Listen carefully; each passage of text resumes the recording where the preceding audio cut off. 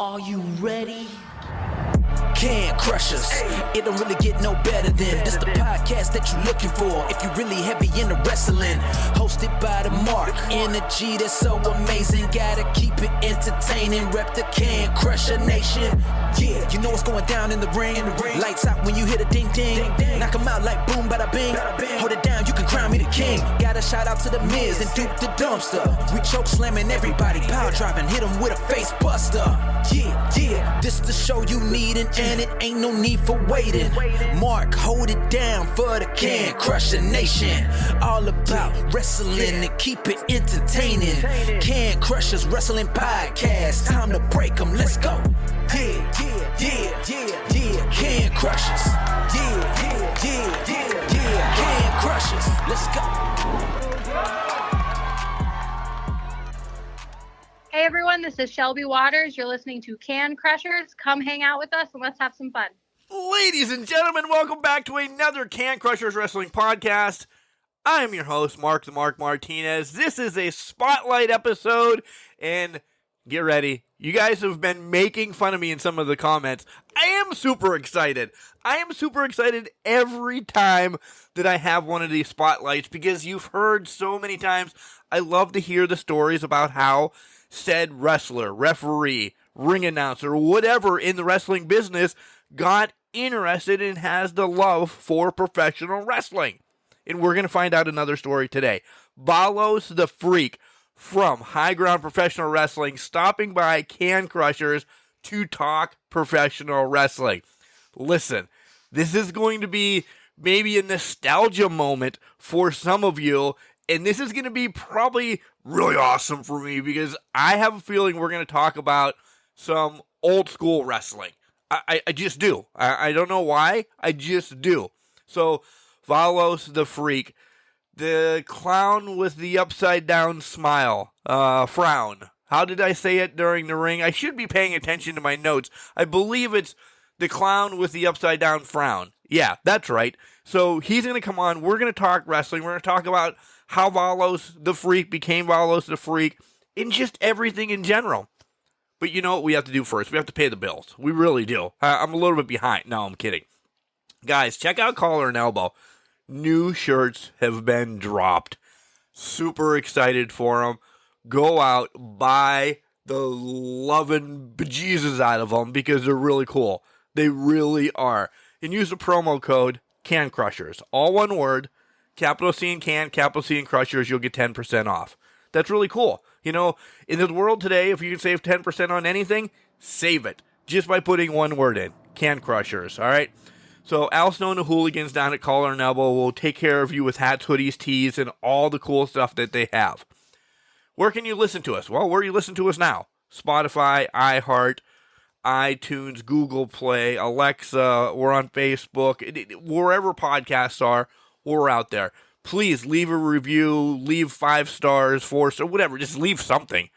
You can even tell me you're trash because they get the pun. They really do. I'm a garbage man. Come on. And if you want to be part of a spotlight, join us. cancrusher69@gmail.com or slide into any of our DMs on Facebook, Instagram, and Twitter. We'll get it set up, and you'll be on this podcast like my guest who's waiting on the phone right now, Valos the Freak. But first, here comes Al Snow to tell you more about Collar and Elbow. Wrestling. A love and a passion we all share. I've started a wrestling brand. The wrestling brand. A brand founded on the aspects of wrestling. 2 entities working together to create a product that connect emotionally for people everywhere. Collar and Elbow is the brand. Passion and love for wrestling is the drive. I am Al Snow, and this is Collar and Elbow, the wrestling brand. Hey, this is former WWE superstar Duke the Dumpster Drosy, and you are listening to the Can Crushers Podcast. Guys, I told you I was super excited to have this man come on the show. He's one of my favorites in high ground professional wrestling. Of course, you know I am the ring announcer of ring announcers there, so I have to continue to have high ground professional wrestlers on the show. It's part of my contract. But welcome to the show, Valos the Freak. How you've been? I have been wonderful. How are you? You heard. I'm super excited. I love having my home territory, as you can call it, wrestlers on the show, because we have a bond. We can talk. We can get those little inside jokes here and there and around. So, yeah, welcome aboard, right? Thank you. I'm very happy to be here.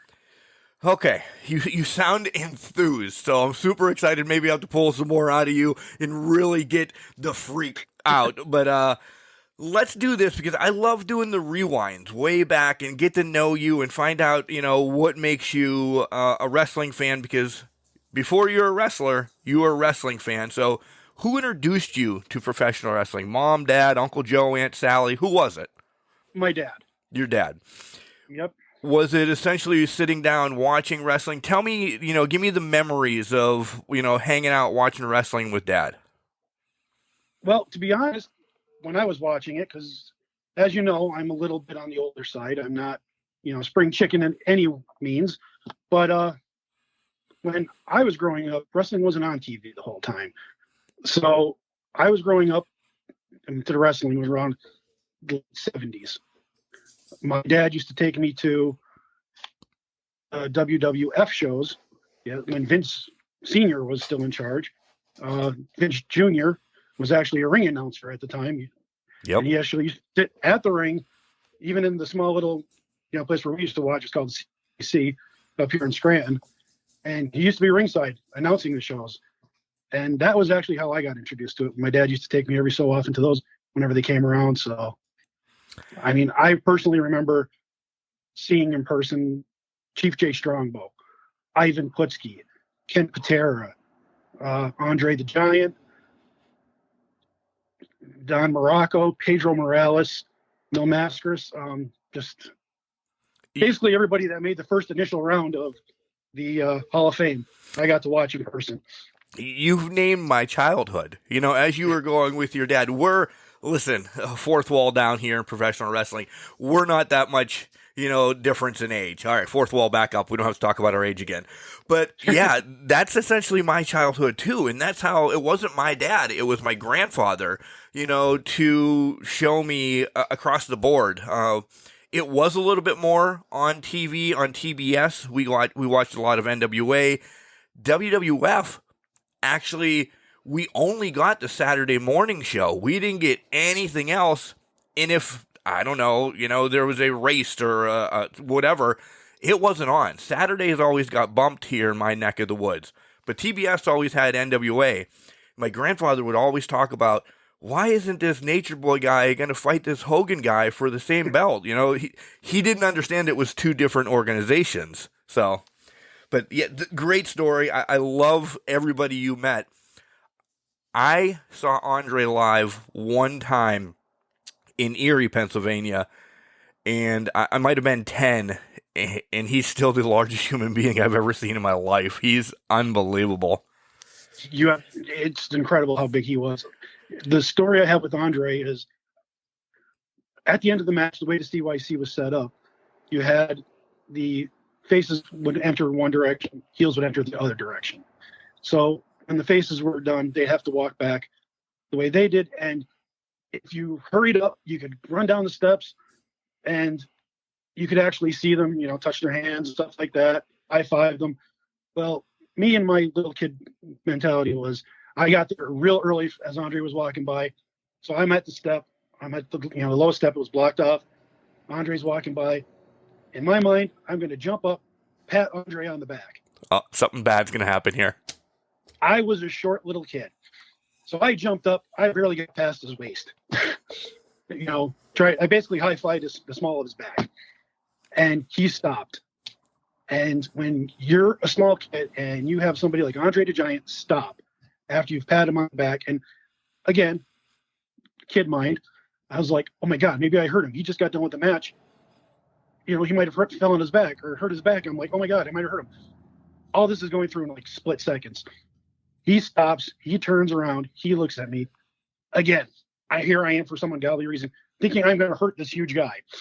And all of a sudden he looks at me, he smiles, and gives me a little wave. And it was just like this lift, like everything was just lifted off me. I was just like, oh my God, thank God. That just gave me chills because that was, I'm sure that was when it was good Andre, not with the black strap or anything. And it was long before that. Yeah. Long hair Andre then. Yeah. Yep. Oh, that just gave me chills because that's awesome. That Andre is somebody, a polarizing figure in my life that has made me love professional wrestling. And to hear a story of somebody now that I know that one almost smacked Andre in the ass, essentially. And I was again, I was on the step. If I wasn't on the step, I probably would have, goosed him. But that's cool. That's cool. So, did that make Andre one of your favorites then? He was kind of always one of my favorites. They used to do, again, this is back in the late 70s. So they used to do feats of strength with Andre, where he would play tug of war with like 10 guys and stuff like that.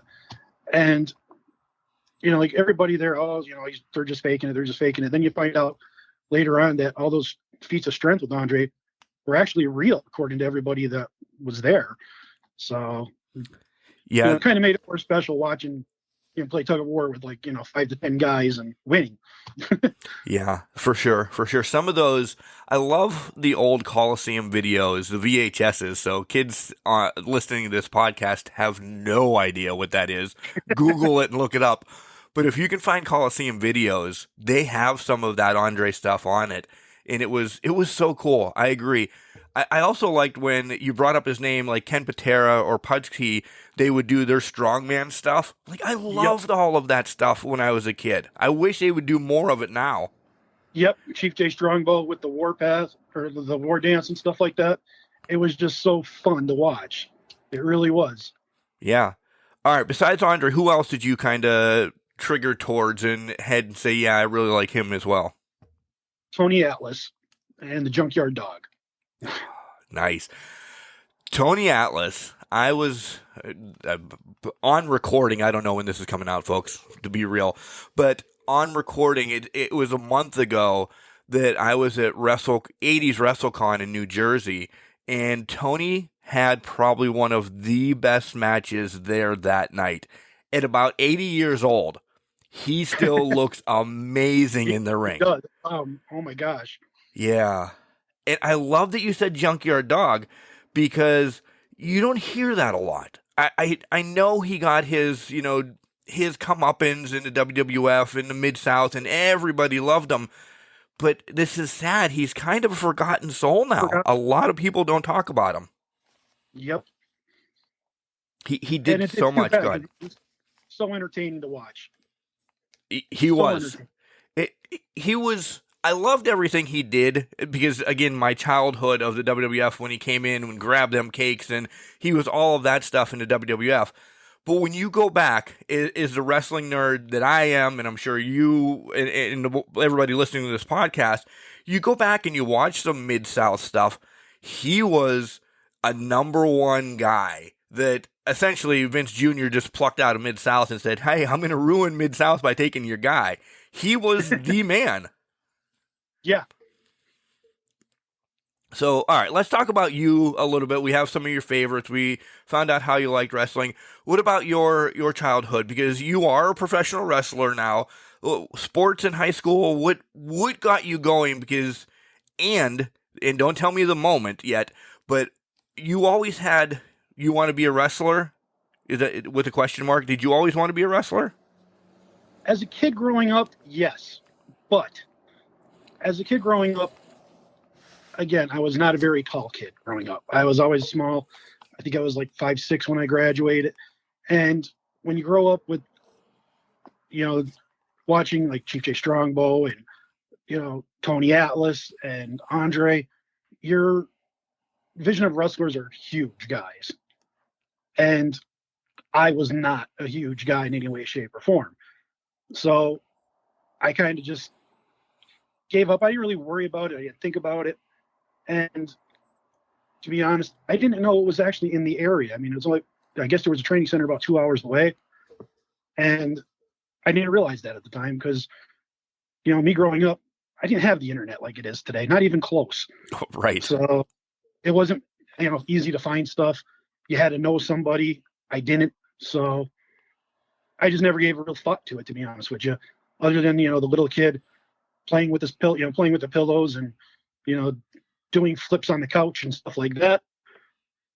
Yeah. So I just heard that I actually thought I'd ever be a professional wrestler. That was, I love this podcast. By the way, Valos, I think you may, because of just nostalgia reasons, you're going to be podcast of the year for me because we're on the same level.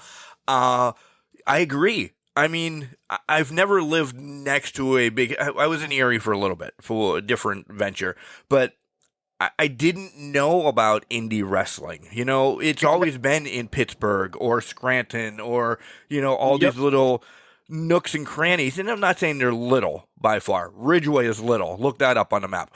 But we were hours away. We didn't even know indie wrestling existed until I was well out of high school. So it was always WWF or WCW, NWA, whatever you want to call it. No clue that I could have got into this. Would I have tried?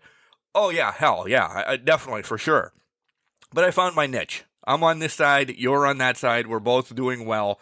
But, yeah, when you look up to, and mine was Flair or Savage or, going back, Bruno, as a 10-year-old, you're going to grow, but Bruno looked like he was 7'12". They were just so much bigger back then. They were made back then to look bigger, and no shots on people like Ricochet or Adam Cole or anybody like that. They're not those big lifestyle wrestlers that me and you grew up with. Yep. And again, when you're a small kid, it makes them look that much even bigger. So like I said, I used to go there. Probably it was like every 3 months they had the shows in the area in Scranton. And like I said, I was a small kid and you have to look up at everybody. So it makes them look even bigger than they really are. Yeah. Did you play sports in high school? Did you do like Greco-Roman wrestling or anything? The school I had didn't have wrestling. It was just football, baseball, basketball. And again, I was a small kid, so basketball I actually wasn't too bad at, except for the fact that, normal height kids were able to just stick their hand out and stop me from shooting. So Are you okay with being short? I'm sorry. Well, I'm not as short as I used to be. I actually but after high school, but it was what it was. So right. So, you go through life and essentially everything else happens in life. When does that aha moment come then? Because you now are, I'm going to beat this to a dead horse, you now are a professional wrestler. When did that moment come to say, you know what, I can freaking do this? Well, good term. Because I freaking decided, I put on a little bit of weight and I'm like, you know what, I got to lose this weight. And my daughter had started wrestling. I didn't even know this at the time, but then she was telling us about it. And we're like, oh, wow. And I'm like, well, where are you doing this? And she said, oh, well, the school's in Scranton. I'm like, seriously? So there was a school in Scranton that I never even knew about. They were doing shows in Scranton I never even knew about. She told me about it, and I'm like, all right. Then she goes, so, well, I'm going to be at the one show. Do you want to come down? And I'm like, sure. I think she's going to be in the show. We get down there. She's selling sodas and chips. So we did our first indie event thinking my daughter was going to be in the show, and she was selling sodas. So that's how I got introduced to it. She's paying her due diligence, right? Yep. So I was like, it's actually pretty neat. And like I said, I wanted to lose a little bit of weight. And I've always been the father to my kids will tell you, whatever they were doing, I was doing. So, they were jumping on the trampoline. I'd be out there with them jumping on the trampoline. They were running around. I was out there running around. I was always an active father. I wasn't really active in sports growing up, but as a father, I was always very active with them. And she said she was doing it. And I said, well, it looks fun. You think I could try? Would you mind? And she's like, well, no, they're having tryouts. Go down for a tryout. They happened to be having a tryout right around that same time. So I went down. And here's the fun part of it. If I was a kid and I did this tryout, odds are I would never have finished. I would have just said, screw it, this is too hard, I'm done. Because I was a bit of a slacker growing up. I was the original Bart Simpson growing up as far as motivation goes. So to me, if I had discovered this as a kid, I probably wouldn't have finished it, to be honest. But as an adult, I was like, all right, so I tried to try out, but I had to work that night. So I only got about halfway through, and I told him, I said, I just can't go on because I'm going to be too sore for work. So as it was, I was incredibly sore. But, had to go to work, did my job, got done, talked to him. My daughter asked me if I could just hold off until she graduated to school and had her first match and stuff like that before I started. I said, that's fine. So I talked to him, said I need to hold off like a month or so. Is that okay? Justin Glory at Backbreakers, he told me that's fine. And at first he actually said, maybe you should think about being a ref or a manager. And I'm like, I'm not saying I'm not going to do it, but for me, if I'm going to do this and I'm going to train, I might as well train to be a wrestler. If I become a manager or become a ref, that's fine. But I want to do everything. I want to learn how to do it all. I want to be able to say I can do it. So I was training my butt off. It looked like we were roughly going to be debuting in about 3 months when COVID hit. Boom. Shut down. Yep. Shut down for a year. And the weight I did lose, gained it back. Not quite all of it. Gained it back. Everybody gained it back. Yeah. I even tried looking for weights, to keep myself active. And everywhere I went, weights are sold out. I was like, geez, everybody better come out of COVID looking like Schwarzenegger because this is ridiculous. You can't even buy weights. Right. Now they're everywhere. Half price, by the way, again, half price. So I got back into it. It took like another 6-8 months because, you have to just go over everything, review everything, and get yourself caught back up. And then I had my first match under Backbreakers. And then right after that match, I had a slight pain, went to the doctors, found out I had a hernia. So they scheduled the surgery. When they were doing the surgery, for the one hernia, they found out I had another hernia.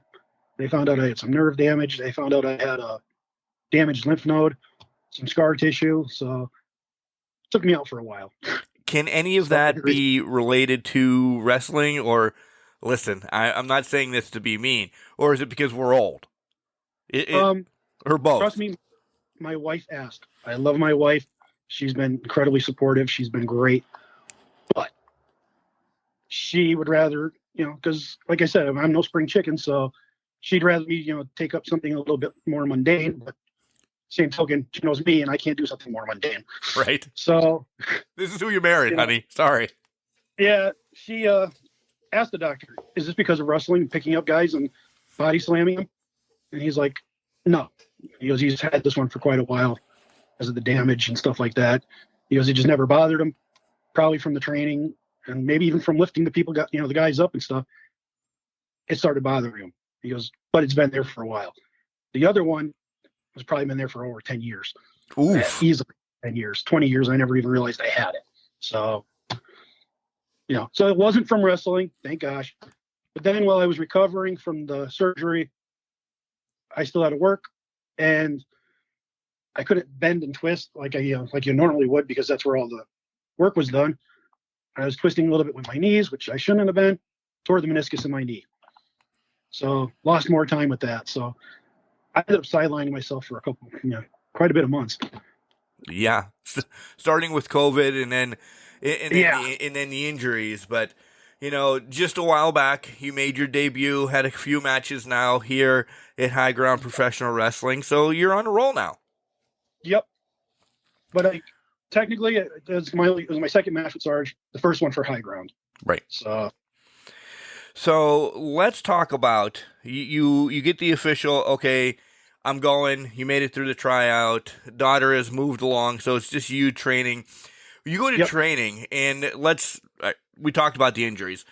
Was there ever mental, and I know you said you're that dad that's got to push through this, that, and the other. Was there ever a mental that's like, whew, this is whooping me, I'm going to have to peace out? At one point, I do remember telling my wife that I was thinking about stopping. And again, she's not a wrestling fan. She's worried about me. That's a great wife. I was fully expecting her to say, okay, good. But to her credit, she didn't. She's like, you're just feeling that way now. Give it a little bit more time and then see how you feel. So that's what I did. And it was just a thing, just like in a little bit of a funk, I guess. I had a friend that passed away. So. Right. And we power through it. Yeah. So what was the hardest thing at training for you to grasp onto? Listen, you're a physical man. You really are. So I would imagine the strength and everything is there. Again, barring injuries, that's all there. Was it the storytelling of a match? Was it running of the ropes, which it takes people down? Trust me, folks. Running of the ropes takes people down. What was it? It was actually the thought of being in front of everybody and performing in front of everybody. That was the worst for me because I've always tried to stay away from the limelight. Growing up as a kid, it just never was for me. So that actually had me the most worried. But again, my trainer, Glory, at the time, he has a program where, you start off small and you work your way up. And thank God he did it that way. I mean, the first time I refed, I was incredibly nervous. But when it came time to, for that first show, I was nervous, but it was a more comfortable nervous. It wasn't like, I have to run to the bathroom real quick. Bye. Right. Yeah, it was the butterflies, and then, once you're in the ring or you're making that 3 count or, doing a body slam, they kind of wean away or they turn into adrenaline then. Yep. And it's amazing how much, like when you're in training, you don't have very many people around the ring, and then there's the guys you're training with, but it's very hard because you're used to being you're not used to being a character and stuff like that. And even though they were incredibly supportive, like I love the guys I trained with, they were great. But when you're in front of everybody, it's just, to perform for me, it was a little bit easier. I don't know if that makes sense or not, but that's the way it was. No, yeah, it really does. It's because of the pomp and circumstances. It's the roar of the crowd. It's all of that just carries you through a match. Wrestlers have said that for years. So yeah. But yeah, I mean, and then like when I heard people chanting "freak, freak, freak," and I was just like, well, that's weird because I never expected that. Because it's just, you hear it in the background, you're like, wow, that is so cool. Then you plus you're concentrating on your match.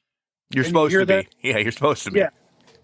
It was a blast. It was everything I was hoping for. And so far it still is. Nice.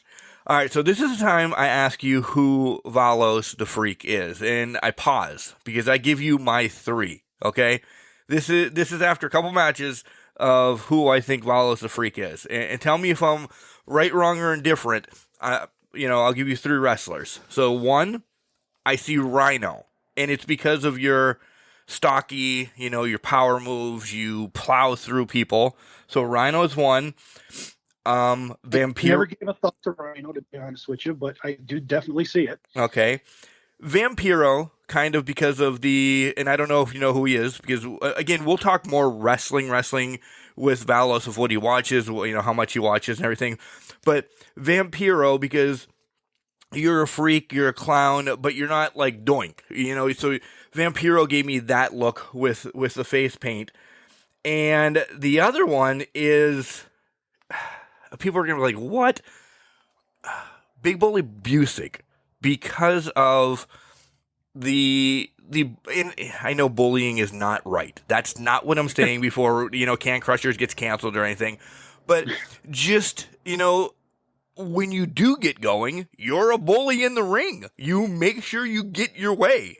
And those are the three. So Rhino, Vampiro, and Big Bully Busick. And you've already blown the cover. You're like, I haven't thought of Rhino.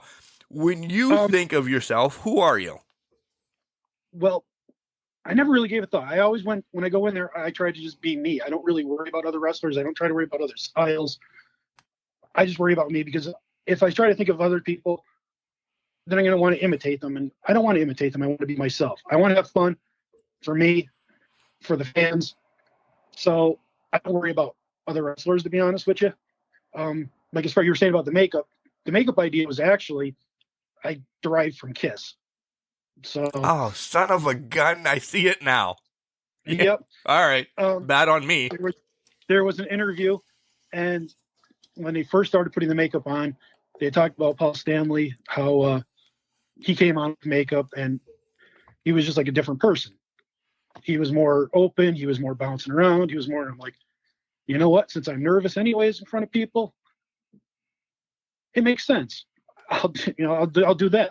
I thought about putting like a hood on or something, but I'm a very warm-blooded person. I'm very hot. And I figured, you know what? If I put a mask on, I am going to roast myself. Yeah. So I decided to go with the makeup. And I like the black and white from Kiss. So I decided to just go with black and white, and then just a little bit of red around the lips.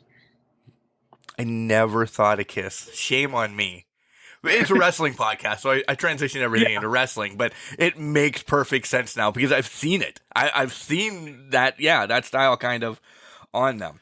So, Valos, we heard about where the clown came from.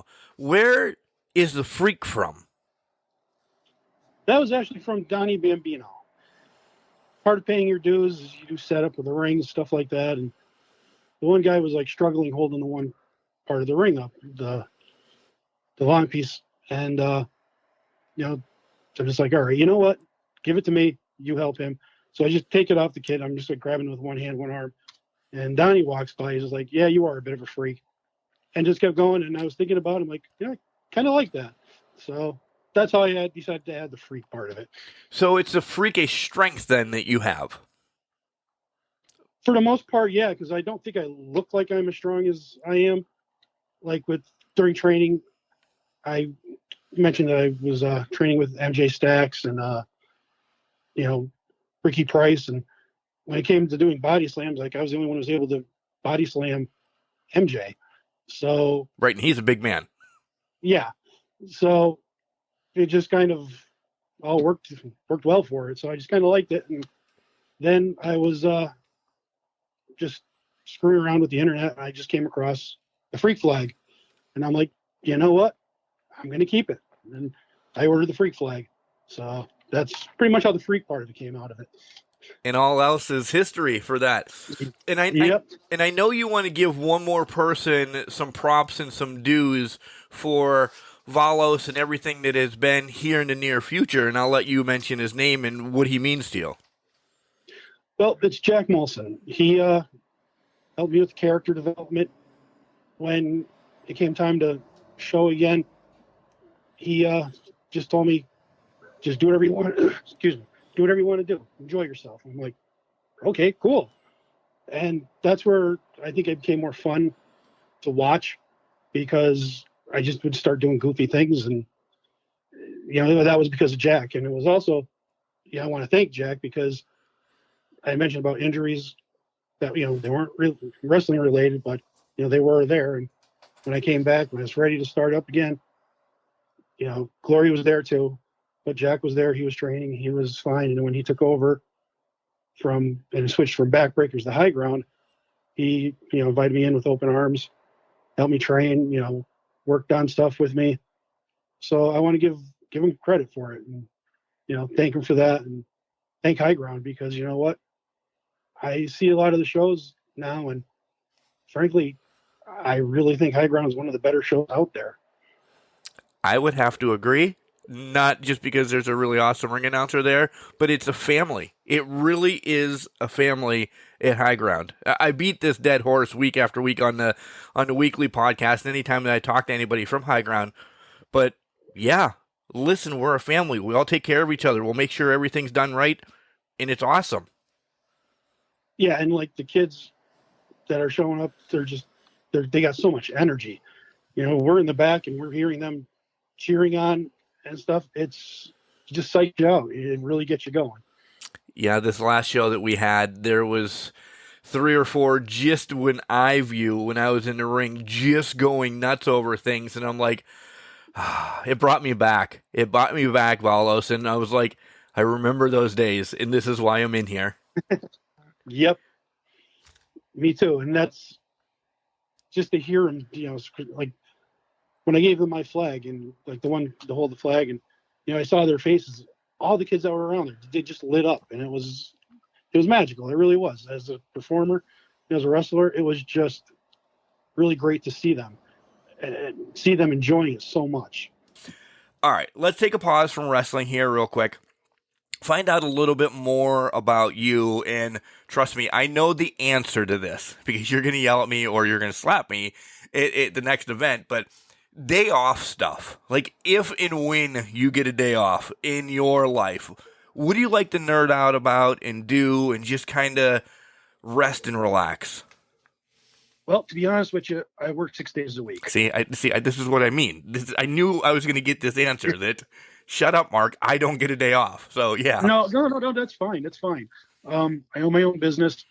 I work 6 days a week. Shameless plug for Sholey's Bakery. I don't care. But I don't really get a lot of time off. And when I do get that day off, I just try to spend it with my wife. I like to relax with her. You know, we'll go shopping, we'll do whatever, go out to eat. You know, when I'm not wrestling, I'm not working. I just like spending time with her. Yeah, just my kids are grown. Yeah, my kids are grown, so you know, they don't need dad like they used to. And right. Movies. I'll ask this because I'm 46. I still play video games. But movies, video games, music. What do you and the wife kind of like doing? I mean, not getting any personal besides that, but you know, what other things do you kind of like just hanging out? You said shopping. Every wife loves shopping. This is going to be my wife's favorite podcast too. See, Valos takes his wife shopping. Why don't you, Mark? That's why. Because people like you. No. But we like to go to the movies too. Since COVID hit, though, she's in healthcare, so she kind of started shying away a little bit, but from going out to movies and stuff like that. But when we go to movies, she likes horror. I like comedies, obviously. I mean, right. You know, but she likes horror movies. We usually go see horror movies because the comedies I like are incredibly stupid comedies. I mean, they are just, you know. This is why we get along so well. It really is. We're the same mentality. Yeah, some of my favorite movies are like Killer Clowns from Outer Space, Better Off Dead, you know, National Lampoon's Vacation, Animal House, you know, stuff like that. I just like off-the-wall comedies. The dumber, the better. Yep, I agree. And listen, it's about spending time with the family and everything like that. So when you get the day off, you make the most of it. So wrestling nowadays, let's talk about, you know, you were watching wrestling with Dad, took a little bit of a break. How much wrestling do you get to watch now, or do you kind of go back and watch some of the old stuff now? Truth of the matter is, and I'm not trying to say this to disparage any of the wrestlers now, like we're talking WWE. Right. There's so much into high spots now, so much into off the top rope, jumping all over the place. That's not what I grew up with, so I'm not really a big fan of it. And, you know, as a performer, I'm not jumping off the top rope. I'm not jumping over the top rope. You know, my butt's lucky if it's going to get up past the second rope. You know what I mean? No, so, I hear you. I'm more into the ground stuff, so I end up usually just watching stuff on YouTube, the older stuff, because that's what I like better. It's what I'm used to. It's what I enjoyed. It's what I grew up with. Yeah. Listen, the nostalgia's there, bro. The nostalgia's there. I love going back. I brought up Mid-South. I'll go back and watch some Georgia Championship Wrestling. This WWE Peacock Network, and a shameless plug for them as well, is always on something old. Yeah, have a podcast, have to talk about, nowadays wrestling. Sometimes I have to force myself to watch it because I'm the same way. I don't need somebody to do 16 cartwheels to drop an elbow. It doesn't do it for me. Yep. So you've been around wrestling all your life, and there's ups and downs in wrestling. These are the harder hitting questions, by the way. Okay. There's been wrestling is great, wrestling stinks. Oh my God, it's putrid, it's dirty, it's carny, it's this, it's that. There's so many stigmas still around wrestling. It is getting better, but if you could change one, what would you change in professional wrestling so everybody knows it ain't that bad? And I did it grammatically incorrect for other people that have been correcting me down the line. But it ain't that bad. I don't know what I would change, to be honest, because I don't know how to.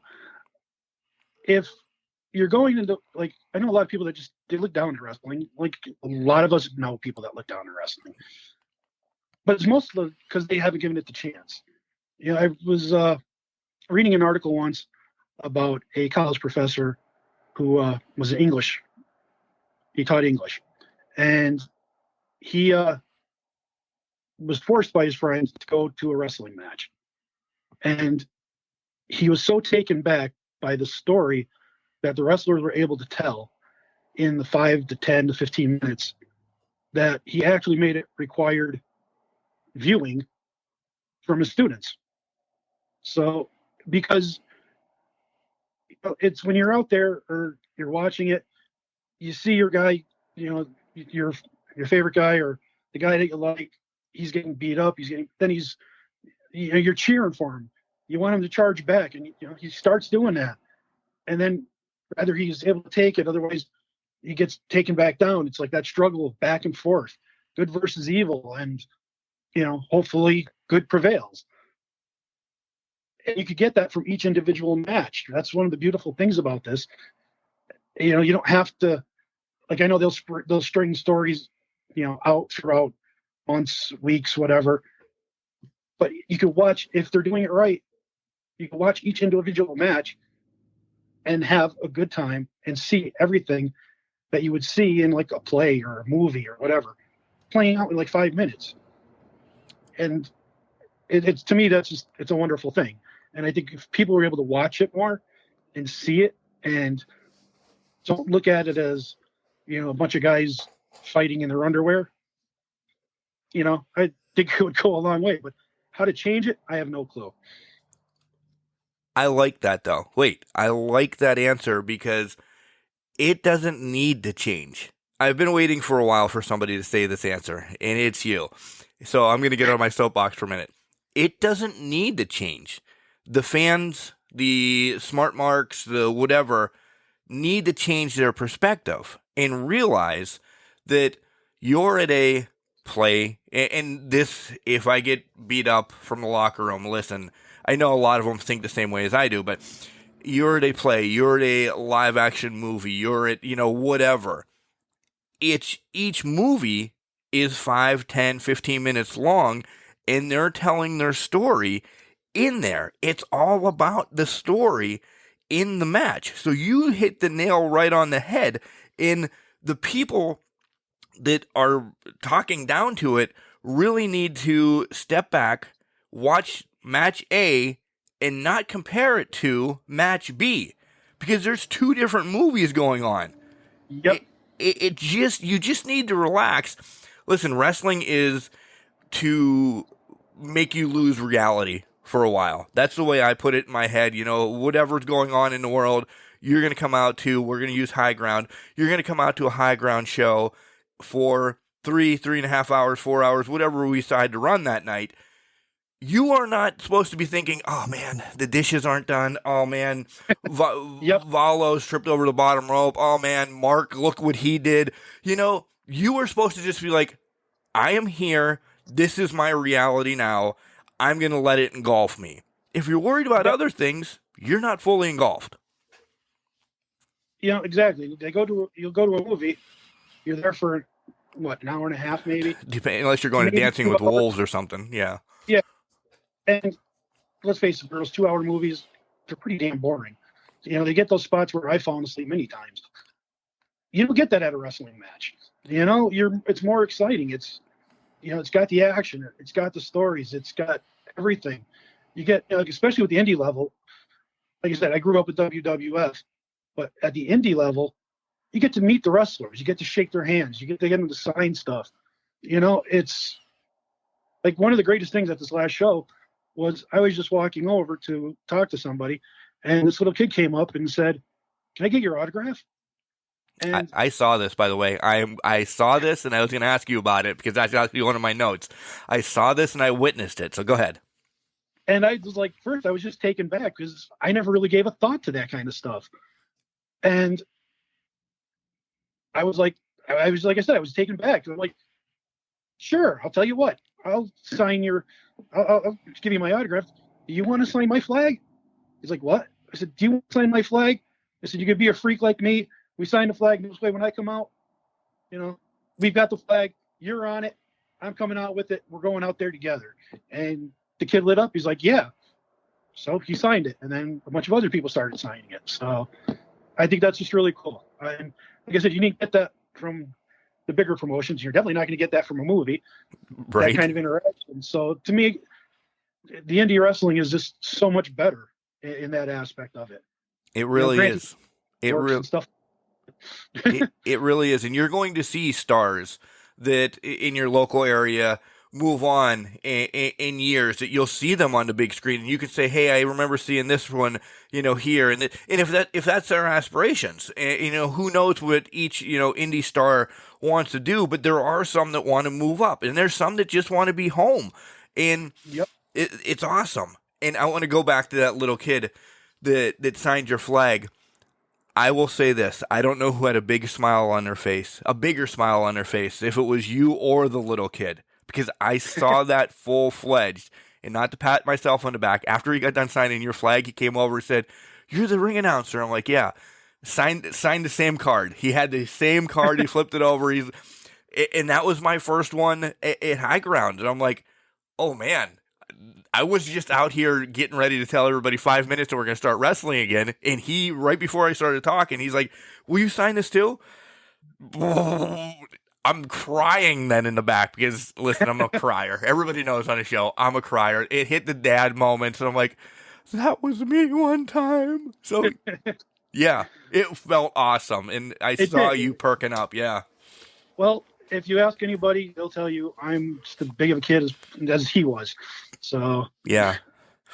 Best advice that you've gotten, from training or from Gory or wherever.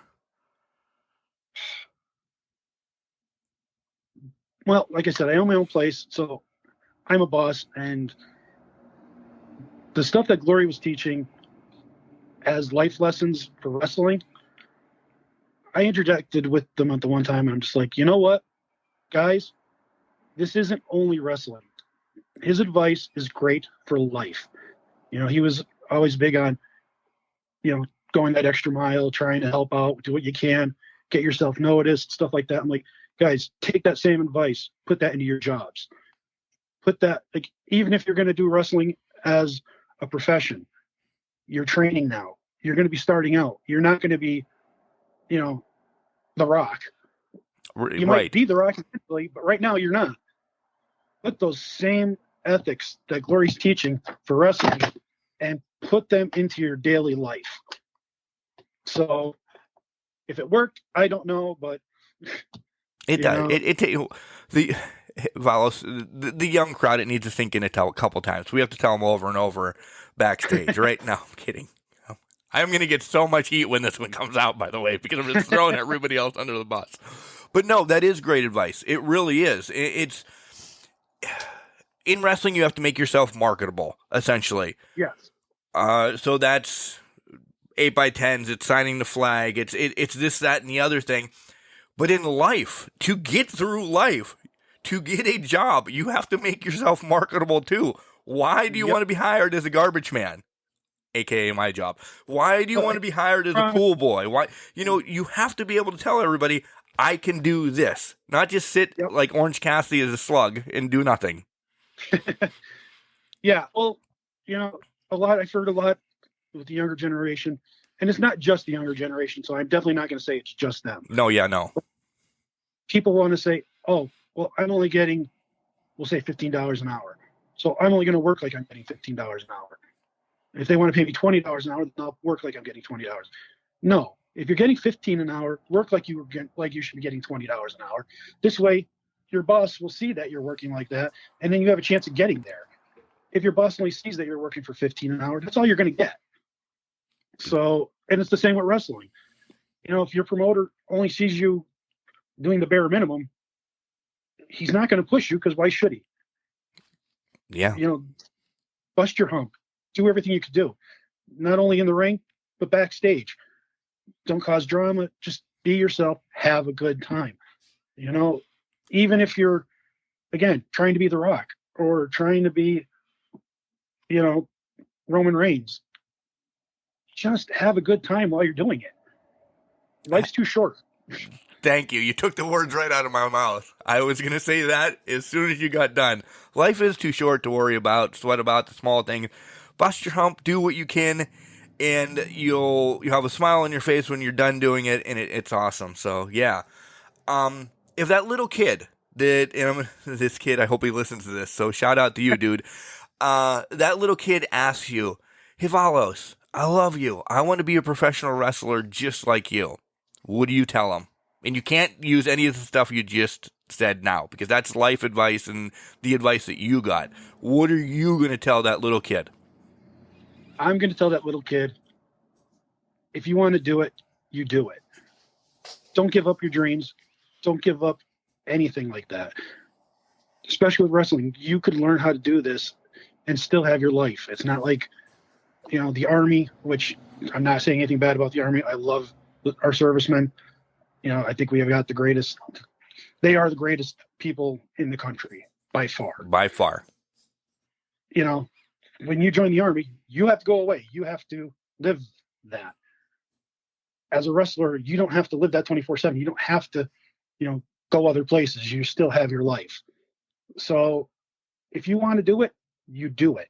Of course, I would tell them you have to wait until you're 18, because, you have to wait. Right. Yeah. Legal ramifications here, folks. Yeah, we understand that. There's some places that you can wrestle at 14, but we don't condone that here in Can Crushers. We're in PA. We won't tell you. Yeah. I've been there though, but okay. So goals. Let's talk about goals moving forward as Valos, the professional wrestling. Like, what is the whole outcome of this? And I know it's to have fun, but is there ever a vision that you'd love to hold a title, or there's a match that you want to have? And don't give me your dream match yet, but I just meant like maybe you want to do a dog collar match. Maybe you want to have a steel cage match. Maybe, God, the wife is going to hate me for just putting all these in your head. But oh, yes. She already hates me, probably, for other reason. No, I'm kidding. But, what's your goals in professional wrestling, moving forward? It's going to sound dumb. It's going to sound cliche. And I know you said not to do it, but I have no goals moving forward. I'm older. I'm not going to the WWE. I was joking with Glory the one time. He said, because he's talking about, to move on to the WWE, you have to do this. You have to be able to do this stuff. And I'm like, I ain't moving on to the WWE. He's just like, well, there's that chance. I'm like, the only chance I'm going to have of going up to the WWE is if they start AARP division. I hear you. So, but locally, then I'm just here to have fun. I'm just enjoying myself. That's all I want to do. If it gets to the point where I'm not enjoying myself, and this is like a job for me, because right now it's a hobby. It's a fun hobby. I love it. But if it's a job where I feel like it's a chore going there and doing this and performing in front of the people, I'm going to stop, because that'll ruin it for me, and I don't want to get ruined. Right. And that's a good way of looking at it. Listen, Valos kind of ruined it already.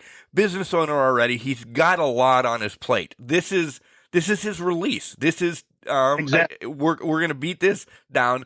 It is to have a good time. This is his release. Everybody needs this in life, and this is yours. Yep.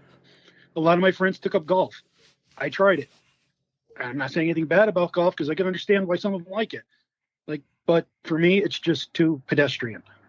So Yeah, I'd rather throw people around and get punched in the face. Do this. Yeah, exactly. So I will ask you this one though now. All right.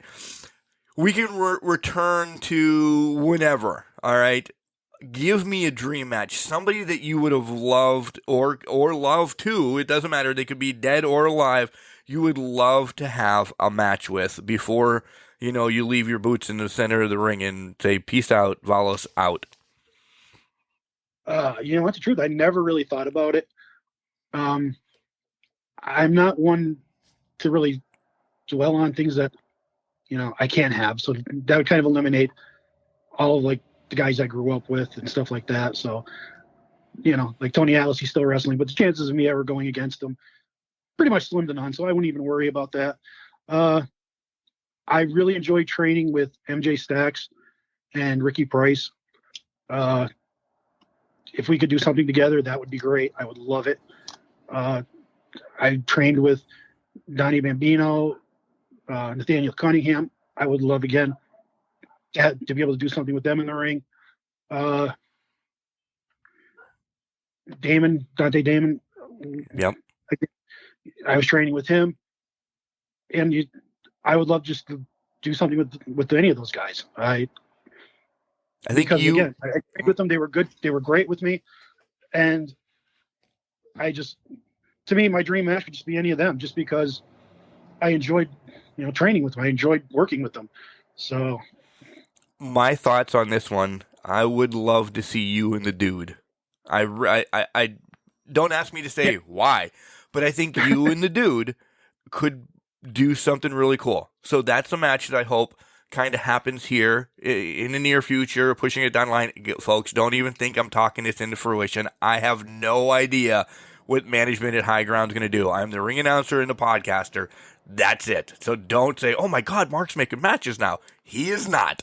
But I think you and the Dude could do a great roll around and a hell of a tussle in the ring. I think we would have. I definitely think we would have fun in the ring. He's a blast to watch. He's a blast to work with. I trained with him too. But on the same token, he's a face. I'm a face. I know. See, you took it to the next level. Yeah. I mean, as a tag team partner, maybe you and the Dude against the TOP. I'll make that match then if I'm allowed making matches. That would be a blast. I mean, that would be great. Street fight or tables match or something like that. Well, I'm kind of more pedestrian as far as that goes, only because, if I go through a chair or if I go through a door or something, I'm going to be feeling it for a little while. So I think just regular tag team match, I think would be a blast for me. I just like stirring the pot. All right. So this is the time and you're like, oh no. Your social medias, give them out, get people to follow you. And I know you have merch. So what do you have if people reach out to you? Will you ship it to them? What besides, he always has stuff at High Ground Professional Wrestling, by the way. So we'll leave that at that. But, people now follow you on your social medias, which you're going to give here in a second. Would you ship stuff to them? You want the truth? I never thought about it, but I guess I would. I would talk to somebody who's been doing that, my daughter. So, she's been doing it. So I would have to talk to her just because, I've never done it. I really never thought about it. The merch aspect for me, and it might sound selfish. I mean, again, I love the fans, but I'm doing merch for me. I'm a big Mel Brooks fan. We've talked. I've told you that. And one of my favorite. It's amazing, by the way, folks. One of my favorite movies is Spaceballs. So when the one scene came out with Spaceballs, the merchandise and everything was, Spaceballs, the T-shirt, Spaceballs, the lunchbox, Spaceballs, the coloring book.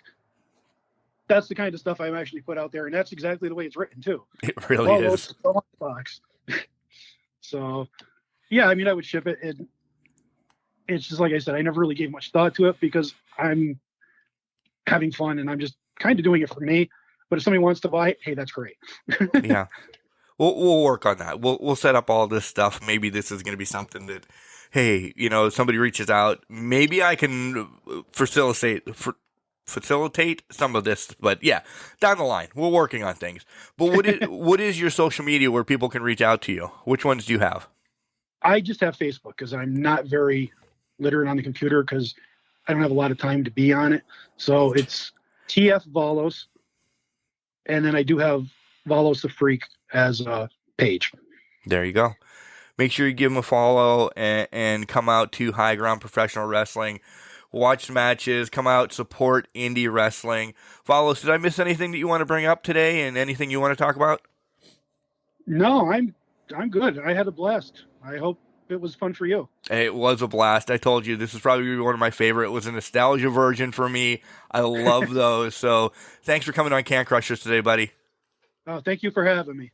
This is Nathaniel Cunningham, and not only is Can Crushers podcast the home of the Bad Fellows, but it is also the home of High Ground Pro Wrestling.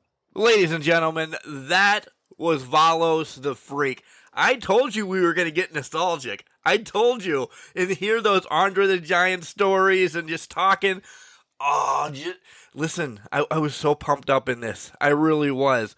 Valos, what a great human being. I love that he just wants to wrestle and have fun. That's what it's about. That's the whole story. And he gave props to everybody he needed to.